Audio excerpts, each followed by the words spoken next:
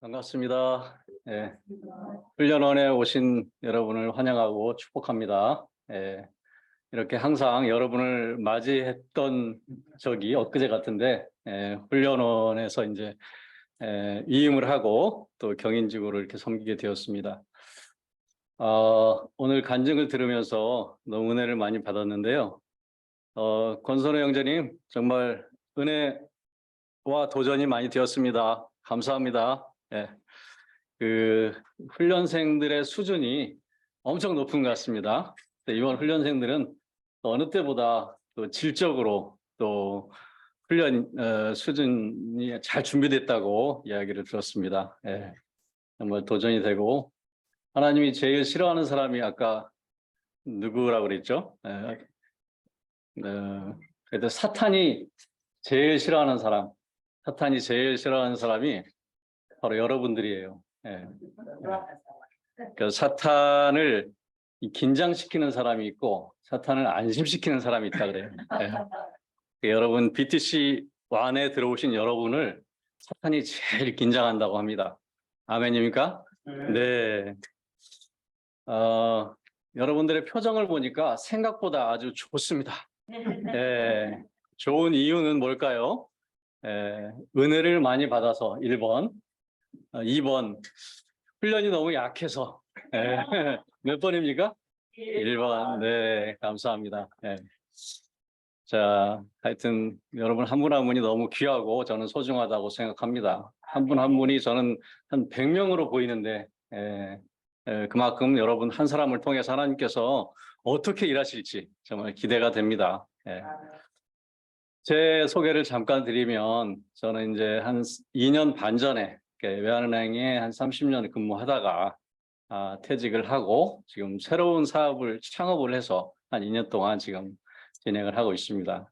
그 과정을 또 설명하자면 너무 긴데 30년 동안 제가 가장 소중했던 만남이 무엇이냐라고 묻는다면은 저는 한마디로 우리 BBB와의 만남이라고 저는 말할 것 같아요. 왜 그런가? 그러면 BBB에서 저는 사실 이 복음을 만났기 때문에 그렇습니다. 예수님을 BBB를 통해서 만났어요.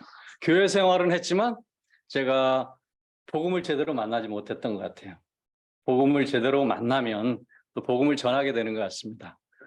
그리고 두 번째는 BBB를 통해서 비전을 만났어요. 내가 정말 직장 생활에서 어떻게 살아야 될지 막연한 그런 생각들을 가지고 살았는데 적어도 크리스찬이라면 뭔가 달라야 되지 않을까? 이런 막연한 생각을 하고 있었는데 이 BBB를 통해서 우리 크리스찬들이 이렇게 살아야 되는구나 라는 그런 확실한 방향성을 이렇게 잡게 되었던 것 같아요. 그리고 세 번째로 만났던 것은 내가 하나님께 사용되려면 준비가 돼야 되겠다. 근데 BBB에서는 준비를 잘 시켜주더라고요. 이 훈련을 통해서 또 하나님께 쓰임받는 도구로 하나씩 준비될 수 있었던 것 같아요. 최근에 저도 이제 교회 세계 선교부라고 있는데 그런데 가면 요즘에 이 퇴직하신 분들이 좀 선교를 위해서 자기 쓰임 받겠다고 이렇게 찾아오시는 분들이 많이 있대요. 과거에도 있었는데 요즘은 더 많다고 합니다. 이게 세력도 되고 뭐 하니까. 근데 안타까운 게 뭐냐? 준비가 너무 안 돼 있어요. 마음은 있는데 준비가 안 됐어요. 사역 경험도 없고 훈련도 안 받고 훈련을 통해서 사역을 통해서 사실은 성품이 또 개발이 되는 거거든요. 그죠? 여러분 순원 섬기면서 제일 큰 유익이 뭔지 아세요? 성품이 개발이 돼요. 내 성질대로 하면 어떻게 됩니까? 순원이 다 떠나요. 도망가 버려요. 그래서 이 성품 개발. 여러분 정말 이 열정을 가지고 정말 해외 선교 나갔다가 돌아오시는 분 얼마나 많은지 모르죠. 이 동역자들 간의 이 갈등 때문에 또 이렇게 돌보는 과정에서 너무 힘들어서 견디지 못해서 그래서 정말 우리가 인격적으로 성품적으로 또 잘 개발되는 과정이 이 사역의 과정을 통해서 우리가 또 훈련이 되어지고 훈련을 통해 또 사역이 더욱더 확장되고 이렇게 같이 가는 거거든요. 우리 평생 또 훈련이지만 이 훈련을 통해서 또 우리가 열매를 맺는 거고 그런 과정이라고 생각합니다. 그래서 여러분 어쩌다가 이 자리에 왔는지 모르겠지만 하나님의 특별한 계획과 인도하심이 있다고 믿습니다. 아멘. 제가 BBB를 만났으면 어떻게 됐을까? 30년의 직장 생활을 어떻게 보냈을까? 그러면 이제 생각나는 사람이 많이 있어요. 아, 저런 사람과 같이 되었겠구나. 그래서 겉으로는 정말 예수님을 믿는다고 하면서도 여러분 같이 신실하게 비비비 나오는 형제 지체들을 적당히 조롱하면서 자기가 신앙이 좋은 것처럼 나름대로 신앙생활을 열심히 하는 착각 속에 살았을 것 같아요. 그래서 제가 비비비를 만나지 않았다면 나름대로 저는 거룩한 삶을 살았을 것 같아요. 이 나름대로를 잘 알아야 돼요. 나름대로 살으면 안 되거든요. 성경에서 말하는 이 소견대로, 소견에 오른 대로 살으면 안 돼요. 어떻게 살아야 돼요? 말씀대로 거룩한 삶을 살아야 되는데 소견대로, 나름대로, 주일은 주님과 함께, 정말 평일은 세상과 함께 이렇게 나름대로 구별된 삶을 살았을 것 같아요. 또 두 번째, 나름대로 믿음의 삶을 살았을 것 같아요. 저는 나름대로 정말 술을 안 먹고 직장 생활을 하는 것은 불가능하다라는 믿음을 가지고 있었어요. 그 믿음대로 저는 살았을 것 같아요. 예, 우리가 나름대로 살으면 안 되고요. 정말 말씀대로 성경 원리대로 저는 살아야 된다고 생각합니다. 그래서 우리 비비비를 통해서 또 훈련을 통해서 이런 풍성한 유익들을 많이 배우고 누렸으면 좋겠습니다. 아멘. 예. 자, 오늘 강의 주제가 뭡니까? 한번 같이 한번 읽어볼까요? 60페이지죠? 여러분의 교재. 시작. 그리스도의 지상 명령의 순종과 제자 훈련의 목표. 네. 이 주제를 한번 잠깐 관찰을 한번 해보면 좋을 것 같아요. 혹시 이 주제를 관찰하면 어떤 생각이 듭니까?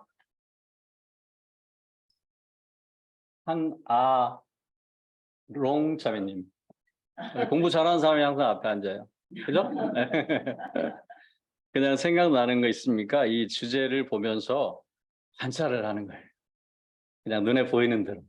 깊이 생각하면 안 돼요. 관찰은 그냥 눈으로 하는 거예요. 1번. 제목이 너무 길다. 아마 우리 강의 중에서 가장 긴 제목이 이 제목이 아닐까 싶어요. 또 뭘 발견할 수가 있을까요? 아마 제목이 두 개를 좀 하나로 합한 것 같다. 뭐 이런 생각이 들지 않아요? 그죠? 그리고 그리스도의 지상 명령과 또 이 제자 훈련의 목표가 이 두 개의 주제인데 서로 어떤 관련성이 있을 것 같다. 뭐 이런 생각이 들지 않습니까? 네, 궁금하시죠? 궁금하면 500원 안 받습니다. 자, 같이 한번 이 강의를 가지고 한번 같이 나눠봤으면 좋겠습니다. 제가 기도하고 시작합니다. 존귀하신 아버지 하나님 감사합니다. 정말 아무것도 아닌 저희들을 주님께서 사랑하셔서 또 예수 그리스도의 사랑으로 새롭게 하시고 하나님의 자녀 삼아주시고 또 천국 소망 가운데 살게 하신 것도 감사한데 또 이 자리에 불러주셔서 저희들을 다듬어 주시고 만져주시고 새롭게 하여 주시니 감사드립니다. 내 힘으로 내 의지로 여기까지 온 것 같지만 하나님의 선한 계획과 인도하심이 있음을 믿습니다. 오늘 강의를 통해서 우리 각자에게 들려주시는 하나님의 음성을 듣게 하여 주시고 또 우리가 어떻게 무엇을 위해서 살아야 될지 확신 가운데 거하는 시간 되게 하여 주시옵소서. 존귀하신 예수님의 이름으로 기도합니다. 아멘. 자, 강의 목적을 한번 같이 한 목소리로 읽어볼까요? 시작.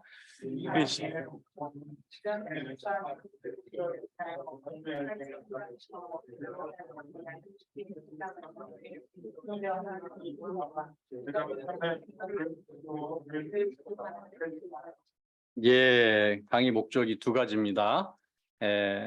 지상 명령에 순종해야 될 이유와 제자 훈련의 목표를 배우고 적용하는 데 있다. 이 두 가지를 잘 기억했으면 좋겠고요. 자, 그럼 목차를 한번 보겠습니다. 자, 목차는 첫 번째 지상 명령이란 무엇인지 그 개념에 대해서 한번 살펴보고 두 번째 지상 명령에 헌신해야 되는 네 가지 이유가 나옵니다. 왜 우리가 지상 명령에 헌신을 해야 되는지 그리고 세 번째는 우리가 지상 명령 성취에 드려야 할 곳 장소는 어디인지 그리고 네 번째 지상 명령은 어떻게 성취될 수 있는가 그 6가지 방법에 대해서 간단히 살펴보고 끝으로 이 제자훈련 목표에 대한 개념과 또 내용에 대해서 한번 살펴보는 시간을 갖도록 하겠습니다. 먼저 본문을 들어가기 전에 이 사례 연구가 나오죠. 사례 연구. 예. 우리 형제님 한 분이 이 사례 연구를 한번 읽어주시겠어요? 네.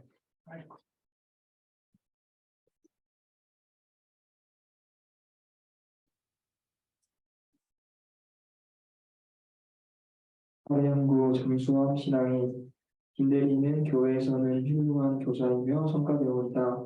그는 대기업에 취직하여 성실하게 일가라는 자랑으로 회사에서도 소문이 나 있다. 그런데 그에게 어려운 고민이 하나 있다. 직장에서 수시로 불투명한 일에 타협해야 하고 자주 회식에서나 외부 고객을 만나기 위해서는 어쩔 수 없이 술과 담배를 수용하지 않으면 안 된다. 회사에서 그가 그리스도인이라는 사실을 아는 사람은 거의 없다. 매주일 학생들 앞에 서는 것이 부끄럽고 성과대원으로서의 역할에 대한 부담감이 마음을 짓는다. 네, 아주 잘 읽어주셨는데요. 혹시 읽으시면서 형제님 읽으시면서 뭐 생각나는 사람 없습니까? 이 김대리와 이렇게 좀 비슷한 사람 주변에 생각나는 사람 없어요?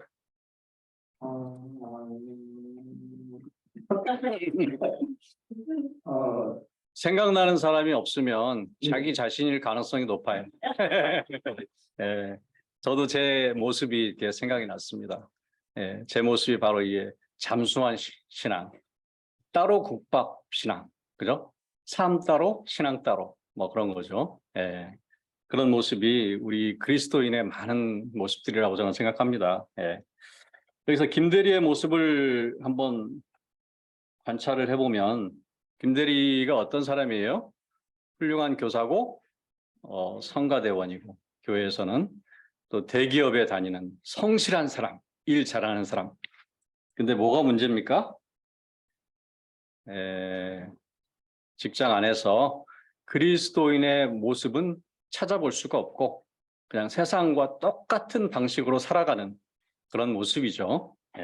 바로 이 김대리의 모습이 바로 우리의 모습일 수도 있는데요. 자, 만일 당신이 김대리의 순장이라면 어떻게 도와줄 수 있을까? 우리 형제님 계속해서 답을 해보시기 바랍니다. 우리는 한 사람만 계속 시키는 경향이 있어요. 어떻게 도울 수 있을까요? 이 김대리를. 그만두라고 할 수도 없을 것 같고. 예. 일단 김대리의 순장이라고 이렇게 표현을 했는데 이제 뭐 순장 순원 관계가 형성되지는 않았을 거라고 생각이 됩니다.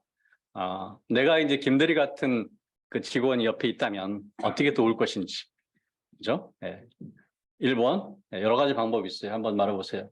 다른 분들도 생각나는 대로 이런 김대리를 어떻게 도울 것인지, 내가 어떻게 해서 여기까지 왔는지 뭐 이런 걸 생각해도 도움이 되겠죠. 첫 번째, 신우회로 이끈다. 그렇죠. 좋은 방법이. 신우회에 같이 한번 가보자. 또 신우회 없는 데는 또 어떻게 합니까?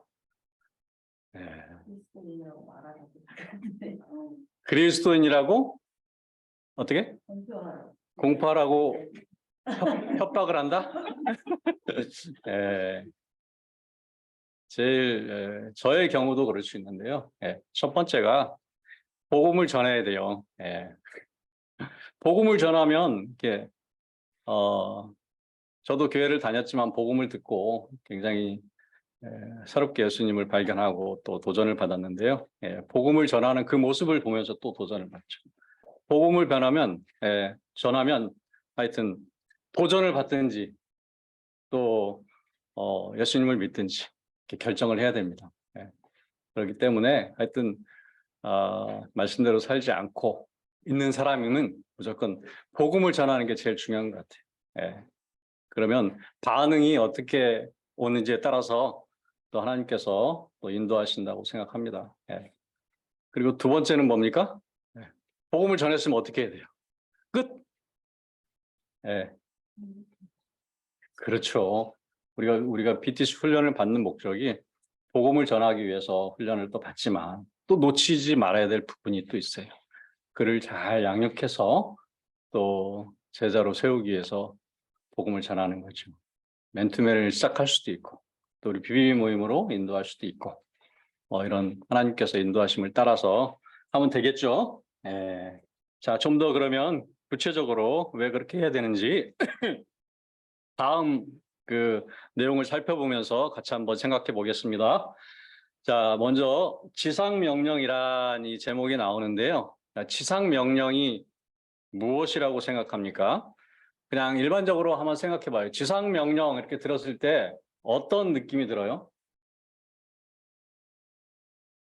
아론 자매님? 네? 지상명령 많이 들어봤어요, 혹시? 언제 어떻게 들어봤어요?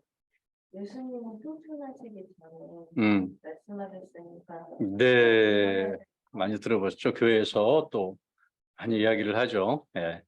자, 지상명령을 다시 한번 이제 정리하면 그냥 사전적인 의미, 그냥 우리가 일반적으로 사전적인 의미는 이를지 높을 상, 그러니까 지극히 높은 명령, 최고의 명령, 가장 큰 명령, 뭐 이런 걸 그냥 일반적인 사전적인 의미예요. 근데 여기서 말하는 이제 지상명령은 앞에 예수님이 붙죠. 예수님의 지상명령을 줄여서 우리는 교회에서 또 신앙 안에서 그냥 지상명령 하면은 예수님의 지상명령으로 우리는 이해를 하죠. 그래서 명령 중에 명령, 바로 이게 지상명령이죠. 근데 지상명령의 내용이 뭡니까? 내용. 첫 번째 한번 볼까요? 땅끝까지 이르러 모든 민족에게 복음을 전하고 제자를 삼으라는 예수님의 최고의 명령. 이 내용이 뭐냐? 예수님의 최고의 명령이 뭐냐 이거예요. 바로 땅끝까지 이르러 모든 민족에게 복음을 전하고 제자를 삼으라. 줄여서 얘기하면 복음을 전하고 제자를 삼으라. 예. 한마디로 요약하면 제자를 삼으라. 이게 다 들어가 있어요. 복음을 전하라는 말도 이 속에 들어가 있고 양육하라는 말도 들어가 있고 훈련하라는 말도 여기에 다 들어가 있어요. 한마디로. 그러니까 제자를 삼으라 잘 모르니까 좀 더 구체적으로 복음을 전하고 제자를 삼으라라고 이렇게 표현을 한 겁니다. 예. 이해하기 쉽게. 자, 그다음 두 번째, 세상에 대한 하나님의 궁극적인 목적을 이루기 위하여 모든 나라에 제자를 세워 그들로 하여금 복음을 확산시키게 하고 또 그들의 제자들이 세대에 걸쳐 같은 일을 계속할 수 있도록 돕는 것을 의미한다. 상당히 깊은 뜻이 여기에 들어가 있어요. 제자들을 세워서 그들로 하여금 복음을 확산시키고 또 어떻게 한다고요? 그 일을 계속해서 할 수 있도록 돕는 것. 여기에 이제 전문 용어가 나오는데 영적 재생산이라는 얘기 들어보셨어요? 승법 번식이라는 얘기 들어봤어요? 바로 그 전문 용어가 이 속에 들어가 있어요. 계속해서 그 일을 할 수 있도록 돕는 것. 그 의미가 이 속에 들어가 있다. 영어로 지상명령을 뭐라고 한다고요? The Great Commission. 여러분, 하나님이 쓰시는 사람이 어떤 사람일까요? 라고 묻는다면 혹시 뭐라고 대답하겠습니까? 아론 자매님. 하나님이 쓰시는 사람이 어떤 사람일까요? 그냥 한마디로 생각나는 대로. 하나님이 사랑하는 사람. 하나님을 사랑하는 사람. 맞습니다. 여러 가지로 표현할 수 있을 것 같아요. 근데 오늘 특별히 이제 제가 드리고자 하는 말씀은 제자를 사용하시는 것 같아요. 하나님 특별히 제자. 성경에 보면 이 두 종류의 사람이 나와요. 무리와 제자. 하나님이 무리를 사용하지 않고 왜 제자를 사용했을까요? 무리는 어떤 사람들이에요? 자신의 필요를 따라서 쫓아가는 사람들이 무리예요. 그러니까 나의 필요를 채우기 위해서 우리가 교회를 다녀도 나의 유익을 위해서 나의 필요를 채우기 위해서 다닌다면은 무리에 가깝다 이렇게 보면 될 것 같아요. 근데 그거를 넘어서 하나님이 기뻐하시는 일, 하나님이 원하시는 일을 위해서 내가 신앙생활을 한다 그러면 제자 쪽에 가깝다라고 이렇게 이해할 수 있을 것 같아요. 무리라고 생각하시는 분 혹시 계세요? 무리라고 생각하시는 분은 한 분도 안 계실 것 같아요. 훈련도 오지도 않았어요, 그런 분들은. 그래서 제가 처음에 비비비 모임 하실 때 순장님한테 이렇게 좀 도전받은 말씀이 있는데 제가 교회 생활을 많이 한 걸로 알고 이런 질문을 하더라고요. 성경에 보면 금그릇, 은그릇, 나무그릇, 질그릇이 있는데 하나님이 쓰시는 그릇이 어떤 그릇일까요? 이렇게 물어보더라고요. 그래서 저는 설교 말씀을 뭐 주워 들은 게 많아서 당연히 질그릇이죠. 잘난 체 뻥뻥하면서 큰 소리로 대답했습니다. 그때 팀장님은 뭐 틀린 말씀은 아닌데요. 성경을 같이 한번 볼까요? 우리 디모데후서 한번 찾아보면 어떨까요? 2장 20절 혹시 누가 한번 읽어볼래요? 디모데후서 2장 20절 빨리 찾으신 분 20절 21절 한번 큰 소리로 한번 읽어주시죠.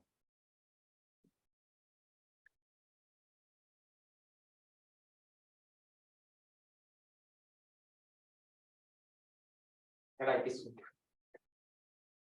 큰 집에는 금 그릇과 은 그릇뿐 아니라 나무 그릇과 질 그릇도 있어 귀하게 쓰는 것도 있고 청하게 쓰는 것도 있나니 그러므로 누구든지 이런 곳에서 자기를 깨끗하게 하면 귀히 쓰는 그릇이 되어 거룩하고 주인의 쓰심에 합당하며 모든 선한 일에 준비함이 되리라. 네, 맞습니다. 어떤 그릇이죠?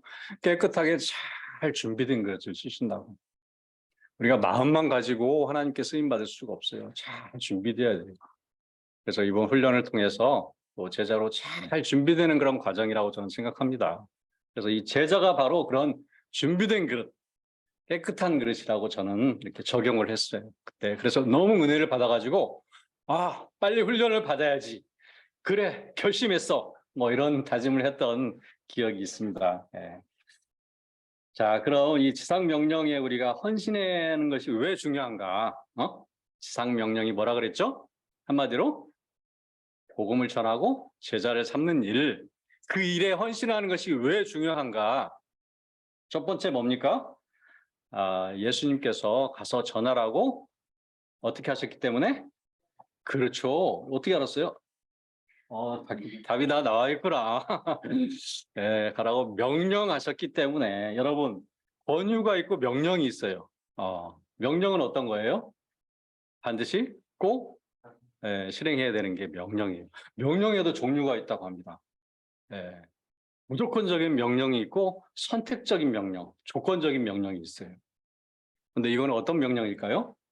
무조건적인 명령, 절대 명령. 그리스도인이라면 반드시 해야 되는 명령. 바로 이게 지상명령인 것이죠. 어떤 고3 학생이 시험 수능 준비를 했는데 열심히 준비했대요. 되게.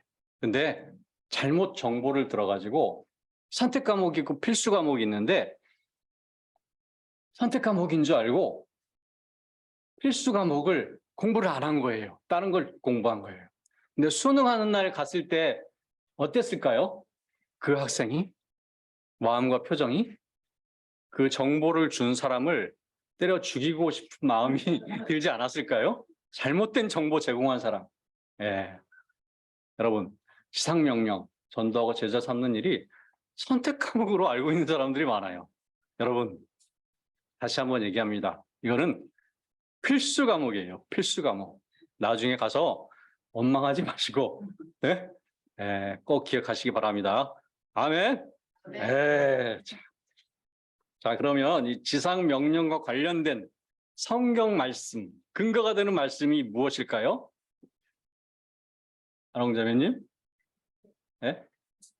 근거가 되는 성경 말씀이 있을 것 같아요. 우리는 항상 목사님이 말씀하거나 누가 말씀할 때 성경적인 근거를 가지고 항상 이해를 해야 돼요.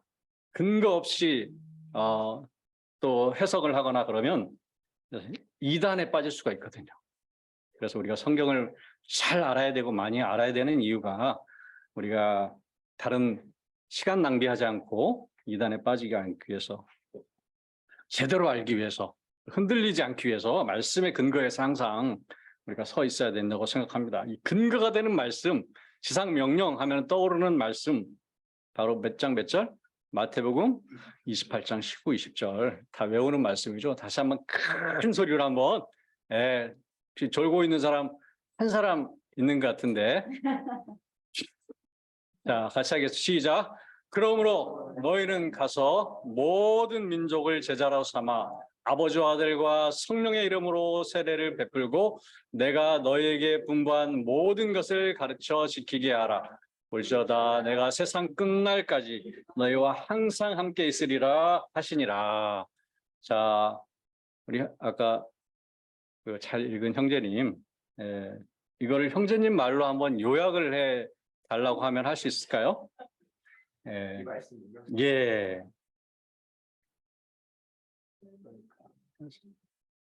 저는 옛날 성경 공부할 때 항상 순장님이 성경 말씀을 읽으면 항상 형제님 말로 한번 요약을 해 주시세요. 그러면 제일 싫었던 것 같아요.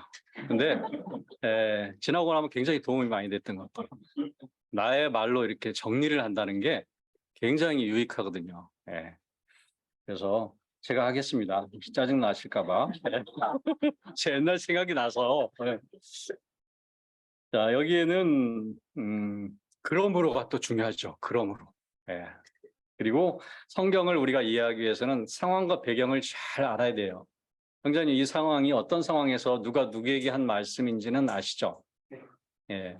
예수님께서 승천하시기 전에 11 제자들을 모아놓고 마지막으로 당부하신 말씀, 유언과 같은 말씀. 다른 거는 다 좀 몰라도 되는데 제발 이것만큼은 꼭 기억해라. 그 말씀 아닙니까? 예. 그러므로 너희는 가서, 너희는 누구예요? 제자들에게 모든 민족을 제자를 삼아 그리고 세례를 베풀고 가르쳐 지키게 하라. 이 동사에 우리가 잘 주목을 해야 돼요. 성경을 이렇게 정리하기 위해서는. 그래서 여기에 보면은 여러분은 이제 헬라어에 대해서 잘 모를 수도 있는데 헬라어로 이렇게 찾아보면 4개의 동사가 나온다고 해요. 4개의 동사. 뭐가 나오냐? 가라, 제자를 삼으라, 세례를 베풀라, 모든 것을 가르치라, 지킬 때까지 가르치라. 뭐 이런 이 4개의 동사가 나와요. 예. 근데 이 4개의 동사에 본동사가 있고 보조동사가 있다고 합니다. 그러니까 주동사 하나가 있고 이 주동사를 수식하는 3개의 보조동사가 있어요. 뭐냐면 잘 모르죠? 제가 아는 사람 있어요? 잘 들어야 됩니다. 본동사가 제자를 삼으라가 이제 본동사, 주동사예요. 이 제자를 삼으라는 것을 꾸며주는 이 보조동사가 가라, 세례를 베풀라, 가르쳐 지키게 하라. 지킬 때까지 가르치라. 그래서 이 제자를 삼는 방법, 제자를 삼는 내용이 바로 가라, 세례를 베풀라, 가르쳐 지키게 하라. 이거예요. 이게 바로 제자를 삼는 방법이에요. 그거를 잘 기억해 주시기 바랍니다. 여기서 이제 세례를 베풀라 이 부분은 이제 과거에 예수님 당시에는 복음을 전하고 바로 세례를 베풀었죠. 전도하라라는 말이에요. 가서 전도해서 그를 잘 가르쳐서 잘 훈련시켜서 또 다른 제자를 세우라. 그 말씀이에요. 제자를 삼으라는 말씀. 이 제자를 삼으라는 말에 다 들어가 있어요. 전도, 양육, 훈련이. 그거를 알아야 돼요. 이해가 되십니까? 그래서 너무 중요한 말씀이에요. 그런데 문제가 있습니다. 많은 사람들이, 우리 한국 교회의 많은 교회들이 또 많은 교회들이 또 이 말씀을 붙잡고 또 목회를 하고 있고 교회의 존재 이유, 어떤 목회 철학, 이런 근거가 되는 말씀이거든요. 이 말씀이. 근데 이 말씀을 너무 단순하게 전도하라라는 그런 수준으로만 이해를 한 나머지 오늘날 한국교회가 많은 문제를 안고 있다고 진단하시는 그런 목사님들이 계세요. 그냥 전도하라라고 해서 그냥 교회에 모으기만 하는 게 목적이 된 거죠. 성도들 잘 양육하고 가르쳐서 제자를 삼아야 되는데 그냥 전도만 해서 모이기만 하고 모이면 뭐예요? 모여서 맨날 교회 안에서 어떻게 합니까? 싸우잖아요. 너무 모여서 에너지를 다 교회 안에서 낭비하잖아요.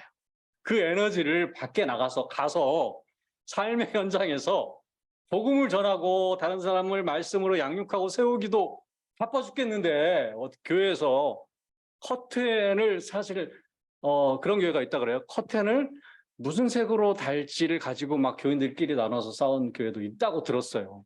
피아노를 오른쪽에 놓아야 될지 왼쪽에 놓는 게 좋을지 막 그런 걸 성경적으로 신학적으로 막 따지면서 싸우는 교회도 있다고 제가 들은 적이 있어요. 이해가 안 가죠. 그렇게 방향과 본질을 놓쳐버리면 사소한 일로, 비본질적인 일로 싸우고 시간 낭비한다 이거죠. 이 말씀을 제대로 깨달은 교회들은 정말 성도들을 세우기 위해서 시간이 부족한데 이 말씀을 놓치고 있는 거예요. 이 본질을. 그래서 우리 한국 교회가 다시 한번 또 이 말씀을 붙잡고 새롭게 시작하는 교회들이 많이 늘고 있어요. 우리 BBB를 통해서도 도전받는 교회들도 많이 있고요. 그래서 우리가 또 교회를 깨워야 되는 그런 사명도 있다고 생각합니다. 그래서 우리는 세상으로 부름받은 하나님의 백성인 동시에 또 세상으로 보냄받은 그리스도의 제자라는 사실, 이 특권만 강조하고 사명을 강조하지 않는 거죠. 한마디로 정리하면.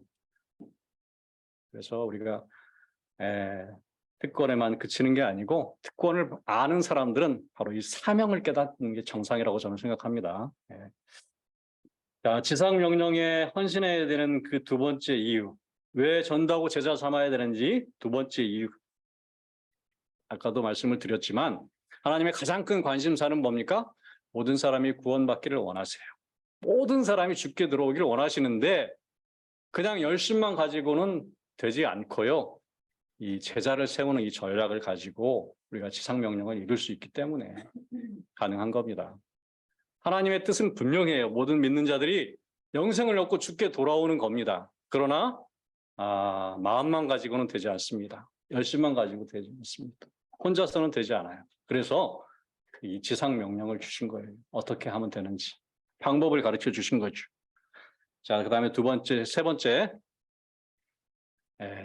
아니네요. 다시 한번 설명하면 예수 그리스도를 통하지 않고는 아무도 구원받을 수 없기 때문에 예수 그리스도만이 하나님께 갈 수 있는 유일한 길이라는 것을 이 제자들만이 또 확신할 수 있어요. 이 복음을 전하는 자만이 바로 이 확신 가운데 거할 수 있고 또 확신에 거해야만이 또 복음을 전할 수 있거든요.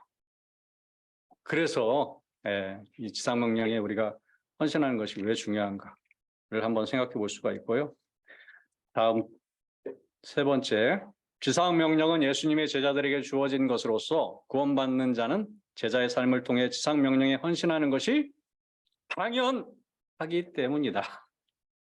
당연, 예수님의 제자들에게 주어진 것이다. 그냥 무리들에게는 이런 말씀 안 하셨어요, 여러분. 무리들은 너희도 가려느냐? 가려면 가라. 잡지 않으셨어요. 제자들에게만 특별히. 그런데 말입니다. 여러분, 제자들의 삶을 살지 않는다면 어쩌면 정말 하나님의 자녀인지 의심할 필요가 있습니다. 정말 하나님의 자녀라면, 하나님의 은혜와 사랑을 안다면 이 제자의 삶을 사는 건 당연하다. 저는 그렇게 생각합니다. 여러분, 제자의 삶을 살지 않으면 어떻게 될까요? 멋있을 것 같아요? 부럽습니까? 정말 더 후회를 많이 할 거예요. 아마. 자세한 거는 또 이따가. 말씀이 나오네요. 누가복음 9장 23절 같이 한번 읽어보겠습니다. 시작. 또 우리에게 이르시되 아무든지 나를 따라오려거든 자기를 부인하고 날마다 제 십자가를 지고 나를 따를 것이니라. 이 말씀을 볼 때마다 생각나는 분이 계세요. 예수님께서 제자들에게 제자가 되려면 자기 부인과 십자가가 있어야 된다고 하잖아요. 그래서 집사람이 생각이 나요. 자기 부인 십자가. 이걸 묵상하다 보니까 제가 집사람이 생각이 나더라고요. 그래서 집사람을 생각하면 어떤 생각이 들어요? 혹시 형제님들, 결혼하신 형제님들? 첫 번째, 너무 힘들다. 두 번째, 갈수록 어렵다. 자기 부인이 그렇게 어렵습니다, 여러분. 쉬운 게 아니에요. 자기 부인 중에서 제일 어려운 게 뭘까요? 자기 부인. 아까 얘기한 그 집사람 말고 우리 자기를 부인한다는 게 참 어렵다고 우리가 생각이 되는데 왜 어려울까? 제일 어려운 게 저는 생각의 부인 같아요. 신앙생활과 또 이렇게 사역을 하면서 느끼는 건데, 생각의 부인. 내 생각은 이게 옳은 것 같은데, 내 생각은 이게 맞는 것 같은데, 근데 내 생각과 내 뜻대로 하지 않을 때, 이 공동체가 내 생각과 내 뜻대로 이렇게 반영이 안 되고 움직일 때, 그럴 때 이제 많이 힘들어하는 것 같아요. 사역을 하면 할수록 공동체 안에서 보면은 베드로가 예수님한테 욕을 가장 심하게 들은 적이 있어요. 어떤 욕인 줄 아세요? 사탄아 물러가라. 이 베드로 수제자 아니에요. 그 제자들이 있는 데서 베드로 체면이 있지. 사탄아 물러가라. 왜 그런 욕을 들었어요? 배경이 예수님께서 십자가에 달려 돌아가시고 사흘 만에 부활할 것이다 이런 말씀을 제자들에게 하니까 베드로가 그 말을 듣고 나서 뭐라고 하십니까? 예수님 그리 하시면 안 됩니다. 예수님이 말리셨잖아요. 그랬더니 심한 말을 들었어요. 왜 그랬을까요? 베드로는 예수님이 십자가에 달려 돌아가신다고 하니까 예수님을 생각해서 한 말이잖아요. 자기는 그게 100번 옳다고 생각했어요. 근데 예수님의 기준에서는 사탄이에요. 사탄은 아니지만 사탄의 그런 생각인 거죠. 그래서 우리가 항상 이 생각을 조심해야 돼요. 내 생각이 참 맞는 것 같고 옳은 것 같지만 하나님의 관점에서 보면 사탄의 생각은 아닌지 돌아볼 필요가 있어요. 그래서 우리 공동체 안에서 내 생각이 반영되지 않으면 나는 모임을 떠날 거야. 뭐 이런 사람 제가 가끔 봤어요. 내 의견이 반영 안 되면 나는 모임 안 나와. 뭐 이런 분 가끔 있어요. 그런 사람은 어떤 분이라고요? 잘못하면 사탄아 물러가라 할 수가 있다는 사실을 항상 돌아볼 필요가 있다고 생각합니다. 자, 그래서 이 비본질적인 것으로 인해서 이 본질적인 것이 흔들리지 않도록 항상 우리는 우리의 생각을 잘 점검해야 됩니다.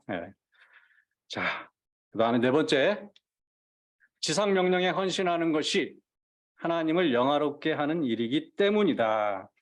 이 전도하고 제자 삼는 것이 하나님을 가장 영화롭게 하고 하나님이 기뻐하시는 것 아까 말씀하셨는데 또 요한복음 15장 8절에 보면 너희가 열매를 많이 맺으면 내 아버지께서 영광을 받으실 것이요 너희는 내 제자가 되리라. 열매를 많이 맺으면 여기서 말하는 열매는 영혼에 대한 열매, 특별히 열매를 많이 맺으면 여기서 많이라는 말에 좀 이렇게 부담이 되시는 분 혹시 안 계세요?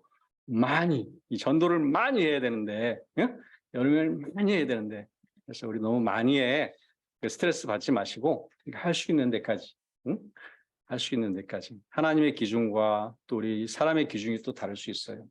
눈에 보이는 숫자와 하나님의 기준이 또 다를 수 있거든요. 과부의 그 두 렙돈을 보고 하나님께서는 헌금을 가장 많이 했다고 칭찬해 주셨어요. 왜 그랬을까요? 최선으로 열심으로 그죠?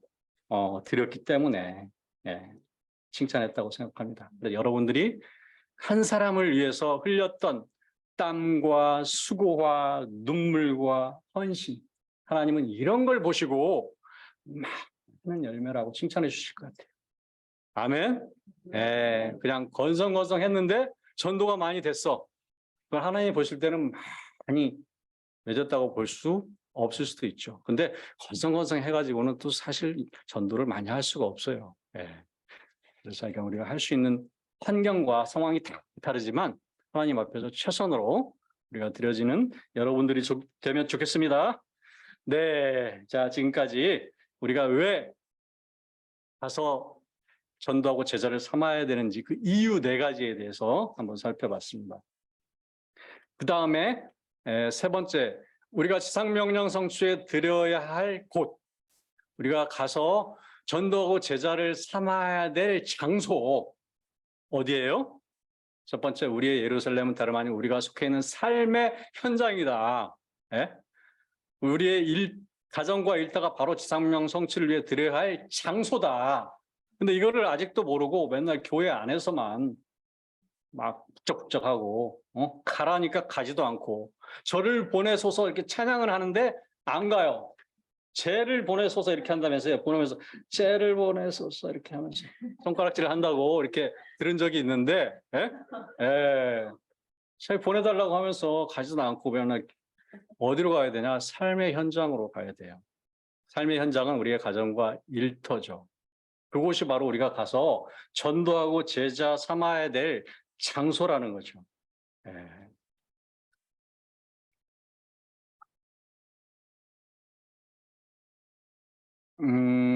우리의 문제는 뭡니까? 항상 가지를 않는 거죠.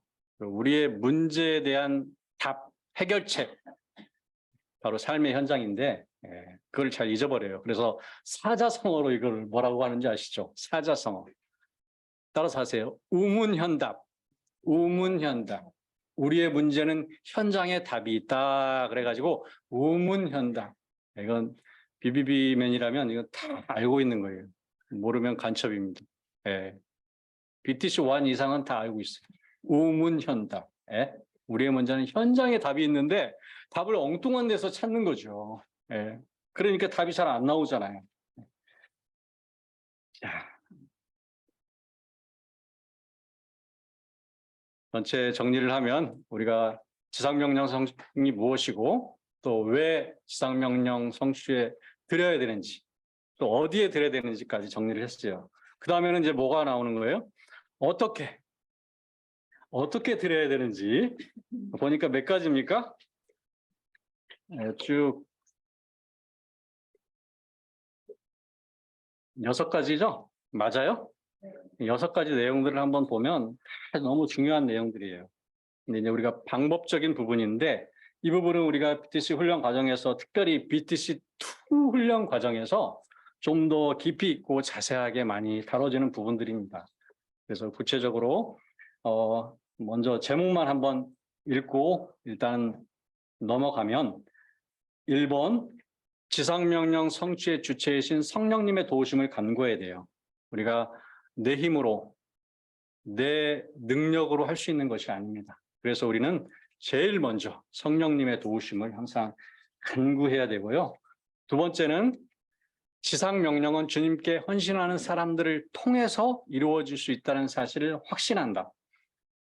확신합니까? 지상명령은 주님께 헌신하는 사람. 누구라 그랬죠? 다른 말로? 제자들을 통해서 이룰 수 있다는 것을 우리가 확신해야 됩니다. 그리고 세 번째, 가로놓기 그냥 넘어가면 또 짜증내시는 훈련생들이 계시더라고요. 추수의 주인이 되시는 하나님께 일꾼을 보내어 주도록 기도한다. 동역자, 제자를 같이 또 보내달라고, 양육 대상자를 보내달라고 기도로 준비하는 게 무엇보다도 중요하다는 거죠. 세 번째, 삶의 현장에서 기회 있을 때마다 복음을 전한다.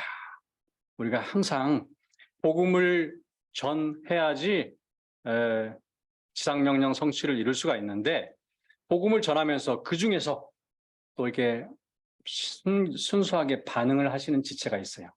우리가 양육을 잘하는 지름길이 뭐죠? 많은 사람들에게 복음을 전해야 돼요.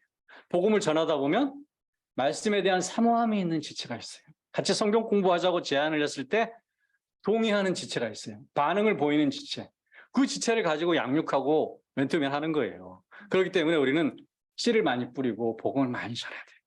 이 두 가지를 함께 같이 가지 않으면 또 양육을 잘할 수가 없어요. 그래서 그 부분을 같이 항상 염두에 두셔야 되고요.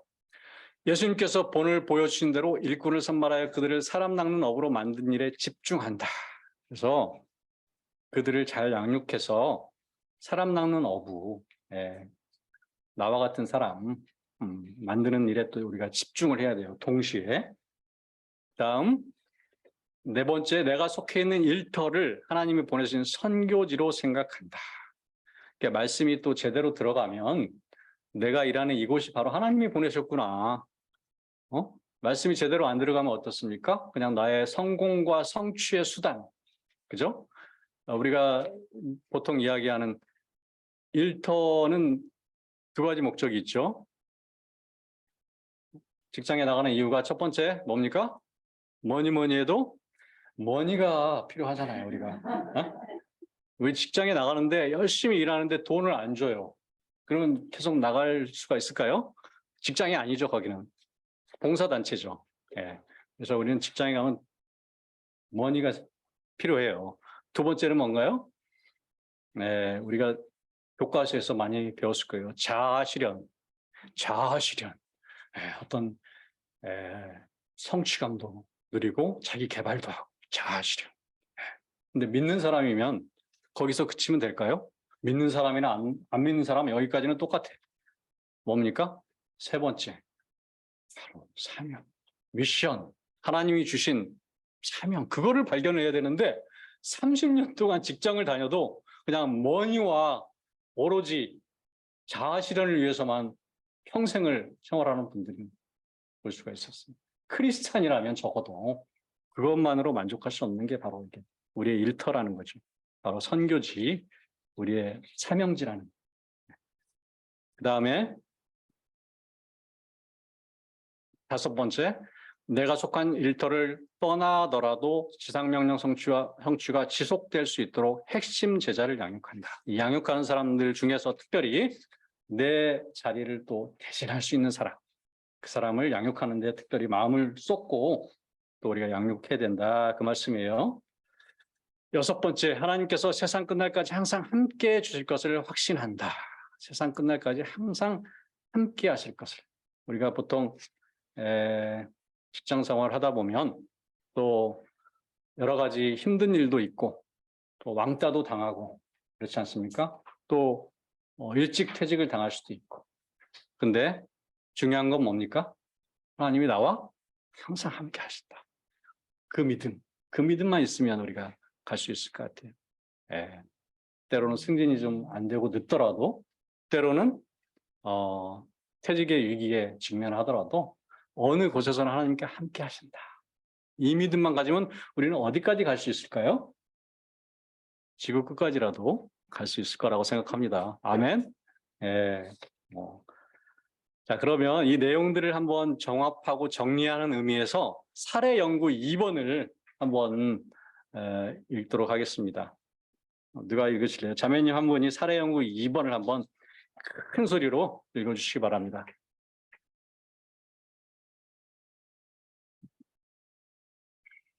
어느 직장 신우의 사례.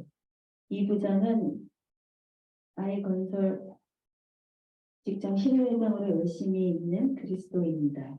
그의 영향력이 매우 커서 매주 신우회 모임 때마다 수십 명의 신우회원들이 모여 예배를 드리며 하나님께 영광을 돌렸다. 그러던 어느 날 이 부장에게 명예퇴직 통보가 전달되었다. 이 부장이 회사를 명예퇴직한 후 아이건설 신우회 예배에 참석하는 사람들은 점점 줄어들기 시작했고 급기야는 신우회가 없어지고 말았다. 네, 안타까운 소식이네요. 우리가 이를 통해서 어떠한 또 교훈을 얻을지 한번 살펴보겠습니다. 이 부장이 어떤 사람이었다고요? 개인적으로 첫 번째 신우회장이었고 또 열심 있는 그리스도인. 네. 그런데 퇴직 후 신우회가 어떻게 됐어요? 없어져 버렸어요. 참. 지금까지 공부하고 같이 나눈 내용을 근거로 그렇다면 무엇이 문제였을까? 읽은 자매님 혹시 무엇가 문제였을까요? 그렇죠. 사람을 세우질 않았대.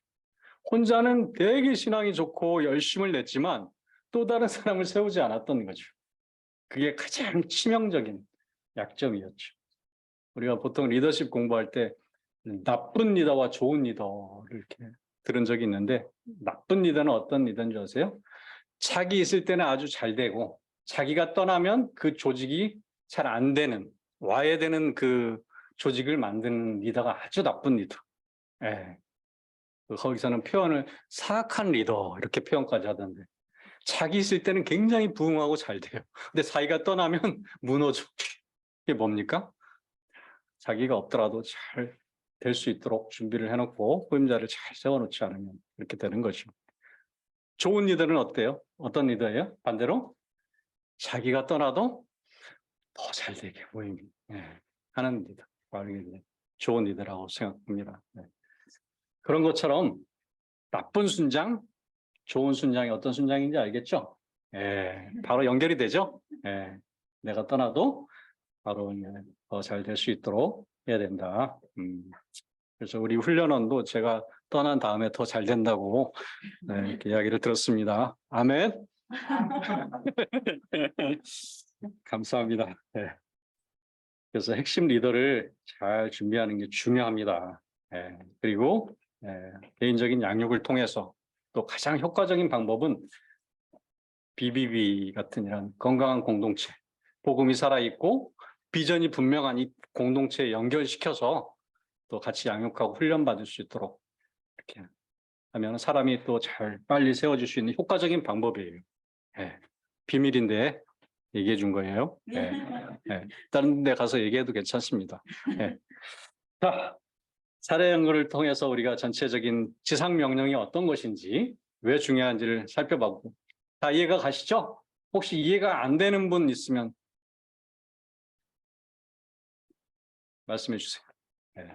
네, 다 이해가 되실 걸로 믿고 끝으로 제자훈련의 목표에 대해서만 간단히 살펴보겠습니다. 제자훈련의 목표와 이 지상명령과 어떤 관계가 있는지만 잘 보시면 될 것 같아요. 자, 제자훈련의 목표 한 목소리로 한번 읽겠습니다. 시작. 하나님의 말씀에 순종하여 우리 세대 안에 그리스도의 지상명령을 성취하도록 돕는 데 적극적으로 참여하는 성령 충만한 그리스도인의 운동을 일으켜가는 것이다. 자, 이거를 우리 자기 말로 한번 정리해 보시죠. 네. 정리가 잘 됐습니까? 네. 여기서 키워드가 몇 개 나와요. 제자훈련이라는 키워드가 있고요. 하나님 말씀의 순종, 또 지상명령 성취를 돕는, 그리고 그리스도인의 성령 충만한 그리스도인의 운동, 이런 키워드가 여기가 나오는데요. 이 키워드를 같이 한번 또 정리해 봤으면 좋겠습니다. 자, 이 제자훈련의 목표가 무엇을 위해서, 제자훈련의 목표가 뭐예요? 무엇을 돕는 데 있다고요? 그리스도의 지상명령 성취를 돕는 것이다. 이게 연결이 되죠? 예. 우리가 지금 BTC 훈련이 제자훈련이에요. 제자훈련. 제자를 세우는 훈련. BTC 1, 2, 3. 예? 4까지 있어요. 예. 갈 길이 멉니다. 예. 불쌍해 죽겠네. 근데 하나님이 함께 하시고 하나님이 인도하시는 것이지 내 힘으로 하는 게 아닙니다. 예. 여러분, 이 BTC 훈련이 제자 훈련이에요. 이 제자 훈련을 하는 목적이 뭐라고요? 목표가 뭐라고요? 그리스도의 지상 명령 성취를 돕는 거예요. 전도하고 제자 삼는 삶을 살도록 도와주는 데 있어요. 근데 어떻게? 방법이 적극적으로 참여하는 성령 충만한 그리스도인의 운동을 일으켜. 성령 충만한 그리스도인, 바로 이 제자라고 또 표현할 수 있는데 제자들의 운동을 일으키는. 운동이 뭐예요? 운동. 가만히 서 있는 게 운동인가요? 방향성을 가지고 힘차게 나아가는 게 운동이에요. 아까 얘기했듯이 재생산, 영적 재생산, 승법 번식. 그게 바로 이게 운동하고 연결이 되는 단어입니다. 다시 한번 정리를 해드릴게요. 자, 제자훈련은 무엇인가? 한마디로 하나님의 말씀과 당신 자신의 생애의 사랑과 능력과 믿음과 전도의 모범을 통하여 다른 사람을 가르치는 것이다. 뭐예요? 한마디로? 다른 사람을 가르치는데 어떻게 가르친다고요? 하나님 말씀과 삶의 모범을 통해서. 그냥 말씀만 가르치는 게 아니고 여러분 삶의 모범을 통해서 가르치는 거예요. 전도하라고 말씀만 가르치는 게 아니고 실제로 모범을 통해서 가르쳐. 전도할 수 있도록 삶을 통해서. 그래서 우리가 이렇게 제자훈련을 통해서 또 다른 사람을 가르치기 위해서 준비하는 거죠. 그리고 두 번째, 하나님의 말씀의 순종. 하나님과 다른 사람과 자신에 대한 매일매일의 반응에서 하나님 말씀의 명령과 원칙을 기꺼이 따르려는 마음. 기꺼이 따르려는 마음. 요한복음 14장 21절. 기꺼이 따르는 마음이 어떻게 나올까요? 나의 계명을 지키는 자라야 나를 사랑하는 자니 나를 사랑하는 자는 내 아버지께 사랑을 받을 것이요 나도 그를 사랑하여 그에게 나타내리라. 우리가 주님 사랑한다고 하잖아요. 주님 사랑한다. 주님 사랑한다는 게 도대체 뭐예요? 구체적으로?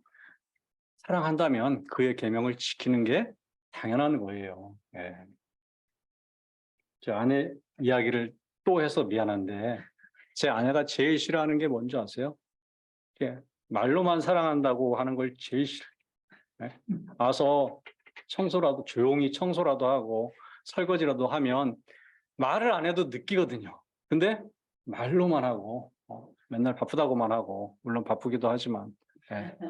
예. 그래도 어쩌다가 이렇게 큰맘 먹고 이렇게 아우 사랑합니다 하면 바로 반응이 뭐예요? 말로만 제발 좀 말로만 좀 그만하라고. 예. 하나님도 그러실 것 같아요. 우리가 맨날 하나님 주님 사랑해요 막 찬양은 열심히 하는데 하나님이 가장 기뻐하고 원하시는 게 관심이 없어. 그러니까 하나님은 그럴 것 같아요. 제발 좀 이제 말로만 그만하고 좀 행동으로 좀 보일 때 되지 않았니? 그러실 것 같아요. 예. 자, 세 번째, 지상명령 성취를 돕는 데 적극적으로 참여함. 지상명령 성취를 위해 자발적으로 선두에 나서는 것.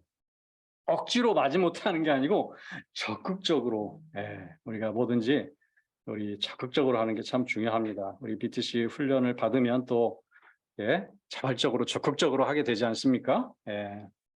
기도하면서 또 담대함도 가지고 적극적인 사람은 한계가 없고 소극적인 사람은 한계 없다라는 그런 좋은 말이 있더라고요. 그래서 우리가 뭐든지 훈련도 하려면 제대로 적극적으로 그래야지 정말 하나님을 경험할 수가 있어요. 근데 이 핑계 저 핑계 대고 그냥 억지로 물론 처음에 어떻게 왔는지 모르지만 이왕이 여기까지 온 거 하나님이 인도하셨다고 믿고 최선을 다하고 적극적으로 하면 한계를 뛰어넘는 은혜와 믿음도 주신다고 생각합니다. 아멘. 정말 제대로 안 하려면 대충 하려면 정말 다음 기회에 훈련을 받든지 하세요. 라고 하면 혹시 상처를 받을 분이 계실지 모르겠는데요. 그런 분 한 분도 안 계실 줄 믿습니다. 자, 네 번째.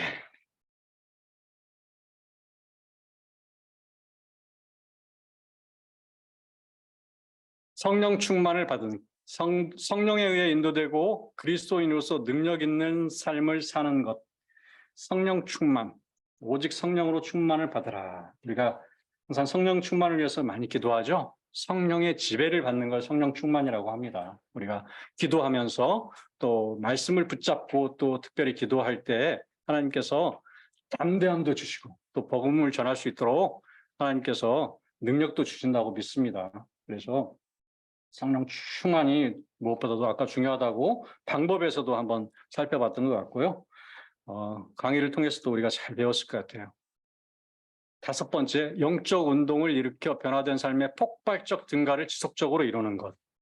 이 구체적인 구절 디모데후서 2장 2절 말씀 너무 중요한 말씀인데 이 부분은 아마 BTC2에 가서 특별히 더 많이 다루는 말씀이에요. 같이 한번 읽어볼까요? 시작. 또 내가 많은 증인 앞에서 내게 들은 바를 충성된 사람들에게 부탁하라. 그들이 또 다른 사람들을 가르칠 수 있으리라. 자, 본문을 한번 자세히 관찰해 보면 네 종류의 사람이 나와요. 네 사람 이상. 몇 사람이 나올까요? 정확히? 6사람 이상은 될 것 같아요. 최소한. 자, 내가 여기서 말하는 내가가 누구예요? 이건 사도 바울이 자신의 그 순원 디모데에게 간곡히 부탁하는 말씀이에요. 사역의 원리가 들어있어요. 사역의 원리. 내가 여기서 말하는 내가는 디모데입니다. 내게 들은 바를 나 사도 바울에게 들은 바를 충성된 사람들에게 부탁하라. 가르치라. 양육하라. 그 충성된 사람들이 또 다른 사람들을 가르칠 수 있으리라. 이걸 전문 용어로 뭐라고 한다고요? 영적 4세대. 영적 4세대. 이거 적으세요. 정말 중요한 거예요. 영적 4세대. 다 아는 것처럼 안 적는 사람이 있는데 적으세요. 이거 시험 문제도 많이 나오는 영적 4세대. 이게 사역의 원리. 우리가 BBB에 왔으면 적어도 영적 4세대의 목표를 가지고 사역을 했으면 좋겠다 하는 거예요. 이게 사도 바울이 제시한 좋은 모델이기 때문에 우리가 목표가 있어야 그래도 열심을 낼 수 있는 동기부여가 되잖아요. 그래서 충성된 사람들, 또 다른 사람들. 자, 이걸 좀 더 우리가 개념을 이해하기 쉽게 설명을 하면 이 영적 4세대, 영적 재생산, 또 다른 말로 승법 번식, 뭐 이런 용어를 써요. 가법 번식, 승법 번식 이거 들어보셨어요? 이거 어디 사전에도 잘 안 나오던데, 우리 선교단체에서만 쓰는 용어인데 그냥 영적 재생산이라는 뜻으로 이해하시면 돼요. 같은 말로 그냥 승법 번식하면 좀 무슨 번식하는 느낌이 들어가지고 아무튼 이런 용어가 있다. 같이 사용한다라고 이해를 하십시오. 가는 더할 가자, 승은 곱할 승. 더하기 하는 거예요. 가법 번식은 지도자가 영적으로 생산만 하는 거예요. 재생산을 하지 않고. 다른 말로 얘기하면 지도자가 순장이 전도만 하는 걸 얘기해요. 전도만. 그리고 양육만. 순장 혼자 전도만 하고 양육만 해. 그리고 다른 사람을 세우지를 않아. 나와 똑같은 사람을 세워서 또 전도하고 양육하게 해야 되는데 그걸 전혀 하지 않는 거예요. 그래서 한 사람이 하루에 1000명씩 전도한다고 가정을 했을 때 60억 인구에게 전도하려면 몇 년 걸린다고요? 16,000년. 계산기로 두드리면 다 나옵니다. 16,000년 걸린다. 전도만 하고 자기 혼자 양육만 하면 16,000년. 근데 승법 번식은 바로 재생산을 하면 어떤 일이 생기는지, 이거는 가법 번식 사례예요. 이런 식으로 이제 하루에 3명, 이틀 6명 뭐 이렇게 나가는 거죠. 자, 그러면 승법 번식은 뭐냐? 순장이, 지도자가 전도하고 제자 삼고 육성해서 파송하는 거죠. 영적으로 재생산하는 거예요. 한마디로. 또 다른 사람을 세워서 그가 전도하고 제자 삼는 삶을 살 수 있도록 돕는 것이 바로 이제 승법 번식. 가장 효과적이고 가장 확실한 방법이다. 이것만 기억하면 됩니다. 그래서 뭐 굳이 이거를 계산기로 두드려 보면 나오겠지만 1년에 1명을 재생산을 하면 그 사람이 또 다른 사람을 또 재생산하고 또 그 사람이 또 다른 사람을 또 1명 이상씩 재생산을 하면 33년이 걸린다고 그래요. 근데 1년에 2명 하면 21년, 1년에 3명 하면 17년이 걸린다라고 하는데 한번 그림을 잠깐 보면 1년에 이제 한 사람이 3사람을 한다고 가정을 했을 때 2년 후는 어떻게 돼요? 예를 들면 그 3사람들이 각자 전도하고 전도한 사람을 또 양육을 해요. 그래서 전도할 수 있는 사람을 세우는 거예요. 그러면 몇 명이 됩니까? 2년 후에 벌써? 그리고 4년 후에는 몇 명이 될까요? 이해가 안 가시겠지만 자, 그림을 자세히 보세요. 1년 후에 3명인데 3명이 다시 2년 후에 다시 3명씩 했어요. 12명이 되잖아요. 그 사람이 또 3명씩. 몇 명입니까? 세본 사람 있어요? 108명. 숫자상으로 이렇게 나온다 이거죠. 이론상으로 이렇게 나오는데 그렇기 때문에 이렇게 제자를 세우는 게 우리가 전도를 많이 하지만 그중에서 특별히 양육하고 전도해서 제자를 세우는 게 얼마나 중요한지를 강조하기 위해서 보여주는 그 표입니다. 그래서 결론이 뭐라고요? 지상명령 성취는 승법 번식, 영적 재생산 같은 말이에요. 그래서 시험 볼 때 혹시 이게 나오면 영적 재생산이라고 써도 맞는 걸로 꼭 해주시기 바랍니다. 지상명령을 효과적으로 성취할 수 있는 가장 확실한 방법이다. 자, 사례 하나만 제가 보여드릴게요. 사례. 어느 직장의 사례인데 혹시 아는 사람 있어요, 여기? 아시는 분 계세요?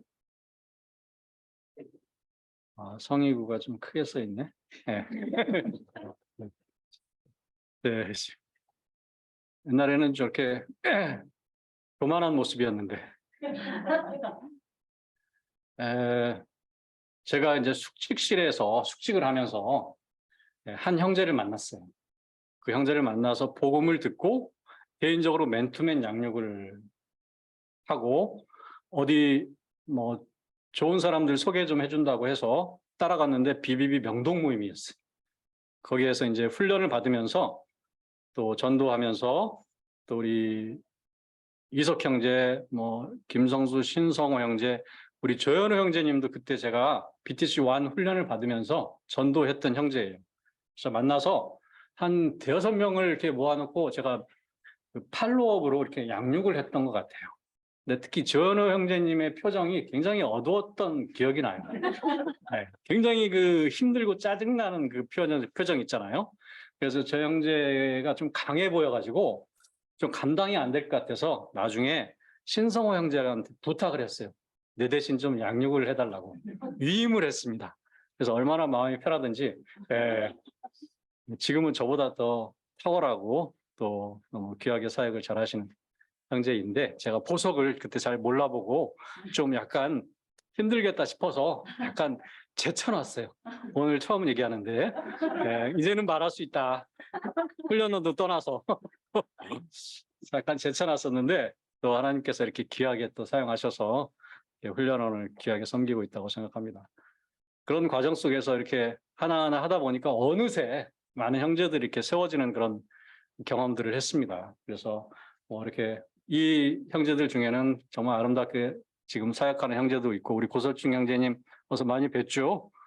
저 당시는 술 먹고 맨날 다녀서 얼굴이 많이 어두운 것 같은데 지금 많이 좋아졌어요. 그래서 이 형제들 중에서는 또 이렇게 잠깐 떠났다가 돌아온 사람도 있고 또 이렇게 아직 떠나서 안 돌아오는 분도 계시고 하지만 우리가 이렇게 마음을 다해서 누군가를 말씀을 전하고 세우는 그 모습이 하나님께서는 더 귀하고 아름답게 보실 거라고 생각합니다. 참고해 주시고요. 영적 재상전의 그 사례를 잠깐 보여드렸습니다. 자, 끝으로 적용점 찾기. 자, 중요한 부분이죠. 오늘 강의를 통해서 새롭게 깨달은 것은 무엇인가? 그리고 그리스도의 지상 명령과 제자 훈련의 목표와 관련하여 개인적으로 적용할 부분은 무엇인가? 제가 1분 남았는데요. 1분 시간을 드리겠습니다. 각자 여기다가 메모를 하세요. 글씨를 써서 새롭게 깨달은 게 무엇인지. 이렇게 다음 주 가면 또 잊어버릴 수 있거든요. 꼭 메모를 해서 적자 생존 많이 들었을 텐데 적는 자가 생존한다. 그래서 꼭 메모를 하는 습관 중요합니다. 우리 큐티 할 때도 항상 자꾸 메모를 하는 습관이 너무 중요해요. 하다 보면 또 잘 정리하는 것도 생기니까 새롭게 깨달은 거. 자, 그리고 옆에 사람하고 자기가 적은 거를 같이 한번 나눕시다. 자, 뒤를 돌아보고 뒤를 돌아보고 자, 옆에 사람하고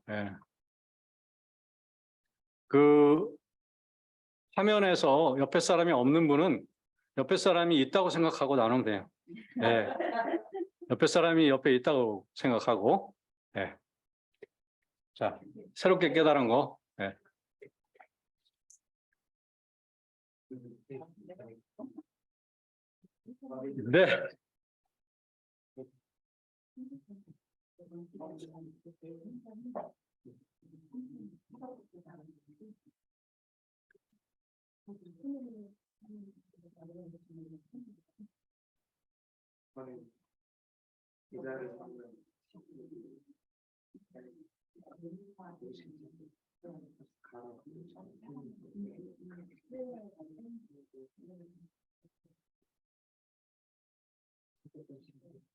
네, 그만하겠습니다. 아직 나누지 못한 분은 쉬는 시간을 활용해서 나눠도 좋습니다. 자, 어떻게 유익한 시간이 되었습니까? 한 가지라도 뭐 새롭게 깨달은 부분이 있다면 마음에 잘 담고 삶의 현장에서 능력으로 또 하나님께 영광 돌렸으면 좋겠습니다. 제가 기도하고 마칩니다. 존귀하신 아버지 하나님, 자격 없는 자가 하나님 말씀을 나누었습니다. 잘못 나눈 부분이 있다면 용서하여 주시고 성령께서 우리 훈련생 각자의 마음을 만져주시고 새롭게 하여 주시어서 그 말씀이 정말 삶의 현장에서 능력으로 하나님께 영광 돌릴 수 있도록 인도하여 주시옵소서. 남은 시간도 주님께 온전히 의탁드리오며 존귀하신 예수님의 이름으로 기도합니다. 아멘.